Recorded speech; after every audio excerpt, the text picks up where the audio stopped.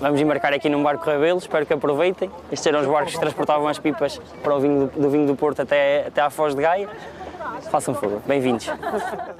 A região Património da Humanidade desde 2001 criou entre o rio, a paisagem, o vinho e o comboio uma relação de interdependência no que toca ao turismo. Esta região sempre foi uma região importantíssima para a produção do vinho e sem dúvida que o turismo veio, no fundo, aumentar a projeção e o rio, o comboio são peças de um puzzle muito importante. Um puzzle onde qualquer peça que se perca vai ter impacto negativo num setor em crescimento. Entre 2009 e 2024, o número de dormidas aumentou quase 20% no Douro. O comboio é uma das formas de chegar, estar ou simplesmente partir. É o medo, acho que por todos os operadores, quintas e etc., que o comboio um dia venha a extinguir. E se isso acontece, ou que haja menos horários, assusta-nos um bocadinho, porque os passageiros que nós vamos tendo atualmente é mesmo por aí, é mesmo por o comboio. Acabar não vai acabar. Para já, há apenas um pequeno revés. A velhinha locomotiva a vapor do comboio histórico está impedida de circular por excesso de peso nas pontes do Corgo e do Tua. Será um sinal de alarme? A dúvida que se coloca é que há uns anos, quando estas locomotivas que estão hoje nos serviços interregionais chegaram a Portugal, elas não podiam circular entre a Régua e o Pocinho. Eram locomotivas relativamente pesadas e a plataforma de via não aguentava a sua circulação. E agora temos uma situação ao contrário. Ao fim de 99 anos, as locomotivas que podiam circular naquele troço estão interditas. E esta diferença e esta inversão é que está a causar alguma apreensão. Nos últimos anos foram feitas algumas obras consideradas urgentes e foram anunciados projetos, estudos e intenções. A sensação de quem vive na região é esta. Em termos de operação e de manutenção, está entre as mais anacrónicas da rede ferroviária nacional inteira, a par só com uma linha do Oeste ou uma linha do Leste. O que é que eu quero dizer com isto? Nós temos, por exemplo, a execução desastrosa do Ferrovia 2020, em que já deveria haver comboios elétricos na Régua em 2019, mas só no início deste ano é que foi assinado o contrato para a execução dessa obra. Vamos por partes. A linha do Douro tem 160 km entre Irmesinde e o Pocinho, em Vila Nova de Foscoa. É eletrificada desde o Porto ao Marco de Canaveses. E a partir desta estação, a linha faz uma viagem no tempo. Torna-se também ela uma peça de museu. Um dos últimos troços do país sem o Convel, sem o controle de velocidade, um sistema eletrónico, sem comunicação GSM entre o maquinista e o centro de comando, uma operação ainda feita por cantonamento telefónico, que, atenção, é um sistema seguro, mas é um sistema absolutamente anacrónico que já herdamos desde o século XIX e continua a ser utilizado aqui em Trás-os-Montes. Portanto, tudo isto é um problema de falta de planeamento estratégico e, diria eu também, sobretudo, de falta de responsabilização das infraestruturas de Portugal. A obra de eletrificação até à Régua está contratada, mas não está no terreno, talvez esteja no segundo semestre deste ano.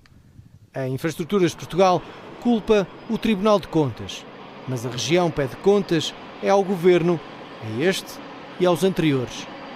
Mais uma vez, a região do interior e o Douro continua a ser penalizado. De acordo com aquilo que era o planeamento e o dinheiro que estava disponível, a linha neste momento já devia estar concluída a eletrificação até peso da Régua e nós devíamos estar neste momento a discutir era o lançamento da obra entre Peso da Régua e o Pocinho. Somos sempre os últimos no nosso país e quando chega a nossa vez parece que o dinheiro acaba.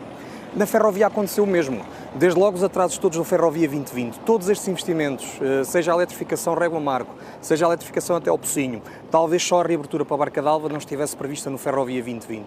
Acho que está na altura de perceber o que é que correu mal no Ferrovia 2020 para que não corra mal nos próximos ciclos de investimento. Sobre a eletrificação e modernização entre a Régua e o Pocinho, o estudo começou há um ano.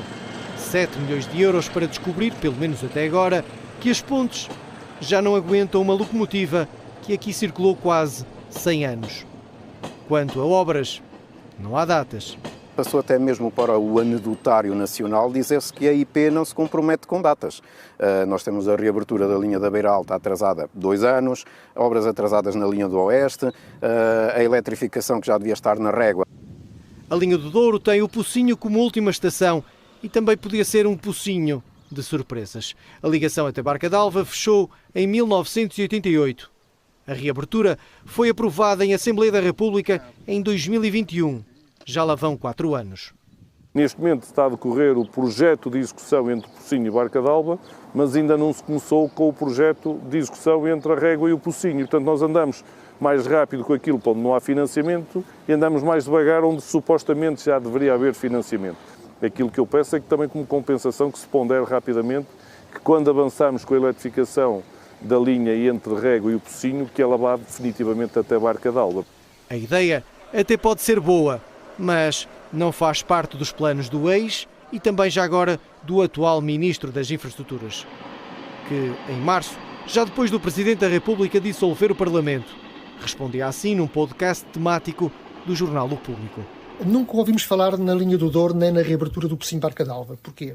Porque a avaliação que fazemos, primeiro, não é prioritário para nós, segundo, a avaliação que fazemos, não existe dinâmica comercial para o investimento que é preciso, mas estamos a estudar outras soluções, nomeadamente aproveitamento turístico e outras, que estão em cima da mesa, mas é algo que não temos uma solução e, portanto, só falamos daquilo que temos soluções.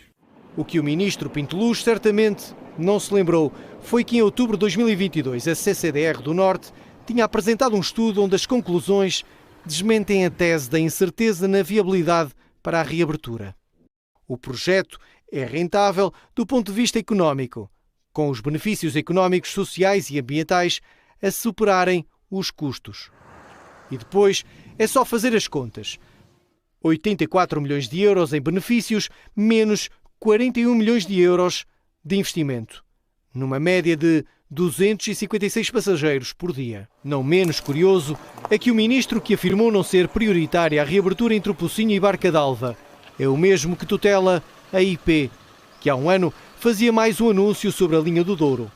No que se refere à reabilitação e reabertura do troço Pocinho-Barca d'Alva, teve início o contrato para a elaboração do estudo prévio e do projeto de execução com o valor contratual de 4 milhões de euros. Este investimento tem como objetivo a reabertura à exploração ferroviária deste troço da linha do Douro. Com várias obras por fazer e com o país a querer avançar com a linha de alta velocidade, a região do Douro, por ironia, arrisca-se a ter finalmente dinheiro para as obras, mas a ficar pendurada por falta de empresas especializadas disponíveis no mercado, ou então por falta de vontade política.